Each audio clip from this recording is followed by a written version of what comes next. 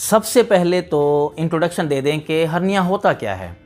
ہرنیا actually اس کو English میں اس کا اگر میننگ دیکھیں تو اس کو بولتے ہیں رپچر، کہ کوئی چیز پھٹ جاتی ہے جو، اور اس کو مختلف لینگویج میں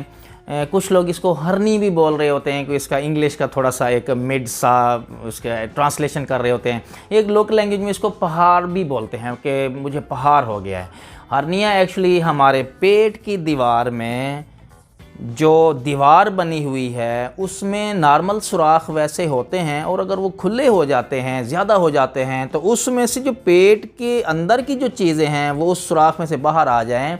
تو اس کو بولتے ہیں کہ یہ چیزیں ہرنیٹ کر گئی ہیں اور ہرنیا ہو گیا ہے۔ جہاں تک ریکرنس کی بات ہے، ریکرنس کا مطلب ہے کہ ری اکرنس، یعنی کہ پہلے جو ہوا تھا اب آپریشن بھی کروا لیا تو اس کے بعد دوبارہ ہو جانا، اس کو بولتے ہیں کہ یہ ہرنیا ریکرنس ہو گئی ہے۔ ریکرنس ہو گئی ہے تو اس کا کیا سلوشن ہوگا، کیونکہ ایک دفعہ پہلے بھی آپریٹ کروایا تھا، تو اب اس کو کیا سلوشن ہے؟ اس کا سلوشن ہم آپ کو بعد میں بتائیں گے۔ اس سے پہلے ہم آپ سے ڈسکس کرنا چاہتے ہیں کہ اس کے فیکٹرز کیا ہیں، یہ کیوں ہو جاتا ہے دوبارہ۔ اس میں پیشنٹ کا فیکٹر ہے اور اس میں سرجن کا فیکٹر ہے۔ کیا یہ سرجن کا فالٹ ہے یا پھر یہ پیشنٹ کا فالٹ ہے؟ اس کو اب ہم ڈسکس کرتے ہیں۔ اس میں دونوں کا ہی رول ہوتا ہے۔ اس میں پیشنٹ فیکٹرز بھی ہیں، پیشنٹ نے آپریشن کروا لی ہے لیکن کچھ فیکٹر ایسے ہیں کہ اولڈ ایج میں آپریشن کروایا ہے تو he does not have enough reserves اور انرجی، اور اس میں اتنی پٹھوں میں اتنی طاقت نہیں ہے، تو چانسز ہیں دوبارہ ہو جائیں، بجائے اس کے جو ینگر پاپولیشن ہے ان میں زیادہ پٹھے مضبوط ہوتے ہیں، ان میں چانسز کم ہوتے ہیں۔ اگر ایک پیشنٹ اوبیز ہے اس میں بھی دوبارہ ہونے کے چانسز زیادہ ہیں، اور اگر ایک پیشنٹ سٹیرائڈ یوز کر رہا ہے اس میں بھی کنیکٹیو ٹیشوز میں اور ٹیشوز میں اتنی ویک ہو جاتی ہیں کہ ان میں دوبارہ بننے کے چانسز ہوتے ہیں۔ اگر آپریٹ کروا لیا لیکن پیشنٹ کو پہلے سے ہی کھانسی تھی اور ابھی بھی کھانسی چل رہی ہے، پیشنٹ نے آپریٹ کرایا لیکن اسے دائمی قبض ہے، اسے دائمی کھانسی ہے، تو یہ ایک ایسی چیزیں ہیں دونوں جس کی وجہ سے یہ ہوگا کہ پیٹ کا پریشر بڑھے گا۔ ہم نے پیٹ کی دیوار ہی کو تو سیا ہوتا ہے، پیٹ کی دیوار پہ ہی تو ہم نے جالی رکھی ہوتی ہے، اسی جگہ پہ تو ہم نے آپریشن کیا ہوتا ہے، اور اگر تو دائمی کھانسی ہے، دائمی قبض ہے، اس میں یہ ہوگا کہ یہ دونوں چیزیں پیشنٹ کو اتنا ٹائم نہیں دیں گی کہ اس جگہ کی ہیلنگ ہو سکے اور وہ ہرنیا مضبوطی کے ساتھ وہاں پہ ہیل ہو سکے جو اس کا زخم ہوتا ہے۔ تو دائمی کھانسی ہو، دائمی قبض ہو، اس میں دوبارہ ہونے کے چانسز بہت زیادہ ہوتے ہیں۔ پیشنٹ کو ایڈوائز کیا جاتا ہے، پیشنٹ جب بھی آتے ہیں ان سے پوچھا جاتا ہے کہ دائمی کھانسی تو نہیں ہے، دائمی قبض تو نہیں ہے، پہلے اس کا علاج کیا جاتا ہے، پھر پیشنٹ کو مشورہ دیا جاتا ہے کہ آپ آپریٹ کروائیں۔ میل پیشنٹ میں جو مثانے کی غدود ہوتے ہیں جس کو پراسٹیٹ کہتے ہیں، اس کی وجہ سے یہ ہوتا ہے کہ پیشنٹ کو پیشاب کرنے میں تو رکاوٹ ہوتی ہی ہوتی ہے۔ پیشنٹ جب بھی پیشاب کرتا ہے اس میں فیلنگ آتی ہے کہ میں نے پیشاب تو کیا ہے لیکن یورین پاس تو کیا ہے، لیکن مجھے ابھی بھی سینس آف انکمپلیٹ یورینیشن ہے، ایویکویشن ہے، کہ میرا ابھی بھی لگتا ہے کہ مجھے پیشاب ابھی میرے مثانے میں رہ گیا ہے۔ یہ اس صورت میں ہوتا ہے کہ جو غدود ہوتی ہے پیشاب کی نالی کو کور کیا ہوتا ہے، جب بھی غدود بڑے ہوتے ہیں تو اس کی وجہ سے یہ ہوتا ہے کہ پریشر بڑھتا ہے، جب بھی پیشاب کرتا ہے پیشنٹ پیٹ کا پریشر بڑھے گا، اور اگر آپ نے اس صورت میں آپریٹ کروا لیا تو بھی چانسز ہیں کہ یہ دوبارہ ہو جائے۔ ایسے پیشنٹ سے اولڈ ایج والے خصوصاً جو 50s کی ایج میں ہوتے ہیں ان کو ہرنیا ہوا ہوتا ہے، موسٹلی کاز یہ پراسٹیٹ ہوتا ہے، مثانے کا غدود ہوتا ہے۔ تو اس میں ترتیب یہ ہوتی ہے، اگر غدود بھی بڑھے ہوئے ہیں اور ہرنیا بھی ہے تو پہلے یہ ایڈوائز کی جاتی ہے کہ آپ پہلے جو پراسٹیٹ کا ہے وہ آپریشن کروائیں، اس کا پہلے حل نکالیں، جب اس کا حل نکل جائے گا تو اس کے بعد ہم ہرنیا کو ٹچ کریں گے، کیونکہ کاز اگر وہیں پہ ہے جس کی وجہ سے ہو رہا ہے، وہ پرابلم اگر وہیں پہ ہے اور آپ نے ہرنیا کو ریپیئر کر دیا تو جب بھی پیشنٹ یورین پاس کرے گا اسی طرح اسے اسٹرین کے ساتھ زور لگا کے وہ یورین پاس کرے گا، جس کی وجہ سے یہ ہوگا کہ وہ جو دیواریں آپ نے سی ہیں، جو ہرنیا کو ریپیئر کیا ہے، وہ مضبوطی سے ہیل نہیں ہوگا اور اس کے ٹانکے اندر سے کھل جائیں گے اور ہرنیا دوبارہ ہونے کے چانسز زیادہ ہو جاتے ہیں۔ ایسے پیشنٹ جن کا ذریعہ روزگار جو ہے وہ ہیوی ویٹ لفٹنگ ہے، مزدور ہیں، لیبرر ہیں، کسان ہیں، ऐसे पेशेंट्स में भी दोबारा बनने के चांसेस ज़्यादा हो जाएंगे अगर वो एहतियाती तदाबीर पर अमल ना करें। हर्निया के बाद कुछ एहतियाती तदाबीर होती हैं, इतना टाइम दिया जाता है जिसमें कि ये होता है कि जो हर्निया वाली दीवार है जिसको सिया जाता है या जाली रखी जाती है उसको एक टाइम लगता है, ऑलमोस्ट 2 to 3 मंथ्स लगते हैं उस जगह को मजबूत होने में, पहले जैसे मजबूत होने में। अगर वो पहले जैसी मजबूत हो जाती है फिर आप अपने ईज़िली अपने काम को रिज्यूम कर सकते हैं, लेकिन 3 मंथ्स तक ये होता है। स्ट्रेनुअस एक्सरसाइजेज जो होती हैं, इवन बॉडी बिल्डर्स जो होते हैं उनको जिम नहीं करना पड़ता, जो body shaping exercise, body conditioning exercises होती हैं, हैवी वेट लिफ्टर्स होते हैं, मज़दूर होते हैं और किसान होते हैं, वज़न उठाने वाला जो काम करते हैं, तो ऐसे लोगों को पहले मशवरा दिया जाता है कि आपने ऑपरेट तो करवा लिया है लेकिन 3 मंथ्स तक आपने एहतियात करनी है। कोई ऐसी गेम्स आपने रिज्यूम नहीं करनी, सीढ़ियाँ नहीं चढ़ना, भागने दौड़ने वाला काम नहीं करना, वज़न उठाने वाला काम नहीं करना फॉर एटलीस्ट 3 मंथ्स। अगर ये एहतियात नहीं करते तो उनमें भी चांसेस बहुत ज़्यादा होते हैं। ये पेशेंट्स की वजह से ऑपरेशन सही हो गया होगा और इसमें सर्जन का कोई फॉल्ट नहीं होता, लेकिन पेशेंट की बेएहतियाती की वजह से हर्निया दोबारा हो जाए। हर्निया दोबारा होने में सिर्फ पेशेंट को भी ब्लेम नहीं दिया जा सकता, इसमें सर्जन्स का फैक्टर भी होता है। फ़र्ज़ करें वो आप का ऑपरेशन करते हैं लेकिन उसमें जाली नहीं रखते,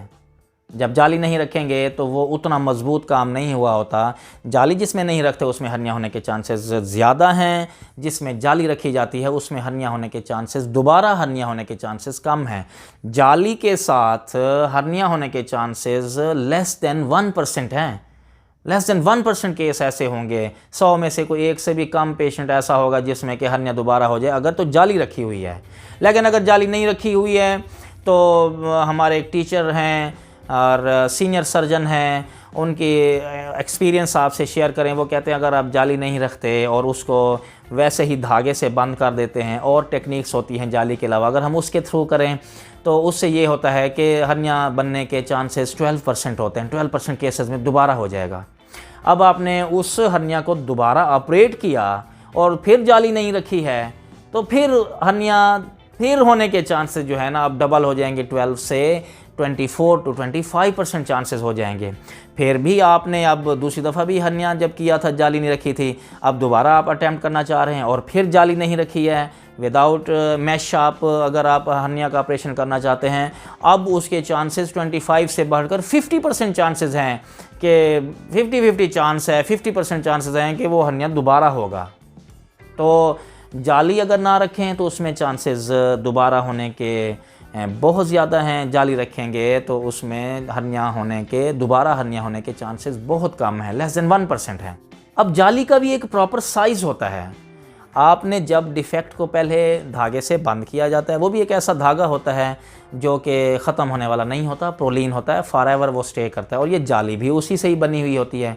अब आपने उस डिफेक्ट को जो पहले सुराख को बंद किया है उसके ऊपर जब आप जाली रख रहे हैं तो जाली अगर प्रॉपर साइज़ की नहीं है, नॉर्मली ये होता है कि उस डिफेक्ट के ऑल अराउंड, अगर तो ये डिफेक्ट है इसके इर्द गिर्द 5 सेंटीमीटर नॉर्मल एरिया को कवर करना चाहिए उस जाली को।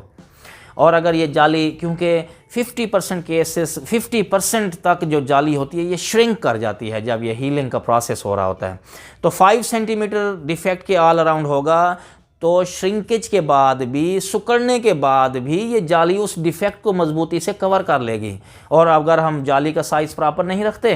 तो उससे ये होगा कि वो अपनी जगह से हट जाएगी, माइग्रेट कर जाएगी, उस डिफेक्ट को के दूसरी तरफ चली जाएगी और डिफेक्ट वहीं का वहीं रह जाएगा, डिफेक्ट वहीं से फिर मुंह खोल लेगा और वहाँ से हर्निया बनने के चांसेस ज़्यादा होंगे। तो एग्जैक्ट साइज़, प्रॉपर साइज़ जो मैश का है वो बहुत ज़रूरी है हर्निया को दोबारा होने से बचाने के लिए, रिकरेंस से बचाने के लिए। अब हमने जाली रख ली है तो ये जाली कमबख्त ऐसी है कि ये फॉरेन बॉडी है। हमारे जिस्म में कुदरती तौर पे सिर्फ अपने जिस्म की चीज़ों को ही स्टे करने की एक सलाहियत है। अगर इसमें कोई और चीज़ डाल दें, फॉरेन बॉडी है, तो ये हमारे जिस्म का इम्यून सिस्टम जो होता है, इम्यूनिटी जो होती है, जो मुदाफ़ियाती सिस्टम है, वो इसको कबूल नहीं करता।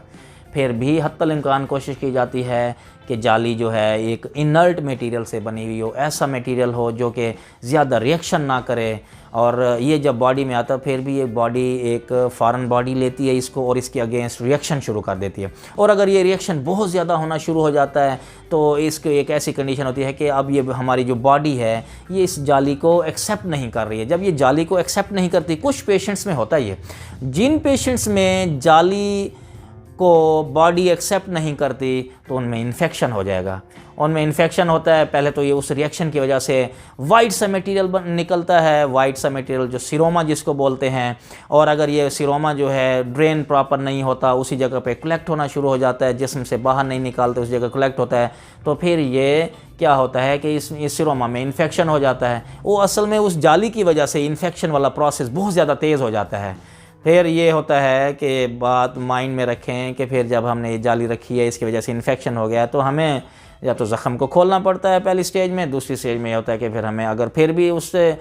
ٹرائی کی جاتی ہے کہ اب انفیکشن رک جائے گا، لیکن اس سے پھر بھی اگر ریشہ بن رہا ہے، اس کو ریئیکشن ہو رہا ہے، باڈی اس جالی کو قبول نہیں کر رہی ہے، تو ہمیں پھر جالی نکالنی پڑتی ہے۔ جب بھی پھر انفیکشن ہوگا، انفیکشن میں بھی دوبارہ بننے کے چانسز ہو جاتے ہیں۔ ہرنیا اوپن ٹیکنیک سے کیا جاتا ہے یا پھر لیپروسکوپک ٹیکنیک سے کیا جاتا ہے، لیکن اس میں جو ریکرنس کے چانسز ہیں نا، دوبارہ ہونے کے چانسز، دونوں ٹیکنیک میں ان میں کوئی فرق نہیں ہے، دونوں ٹیکنیک میں سیم اس کی پرسنٹیج ہے۔ ایسے نہیں کہہ سکتے کہ اگر آپ نے جالی والا آپریشن لیپروسکوپی کے تھرو کیا ہے، کیمرے کے تھرو کیا ہے تو اس میں چانسز کم ہوں گے، یا پھر آپ نے اوپن ٹیکنیک سے کیا ہے، سنگل کٹ سے کیا ہے تو اس میں چانسز زیادہ ہوں گے۔ ایسا نہیں ہے، دونوں ٹیکنیک میں ریکرنس کے چانسز سیم رہتے ہیں۔ ریکرنس سے دوبارہ ہونے کا فیکٹر جو ہے سرجیکل ایک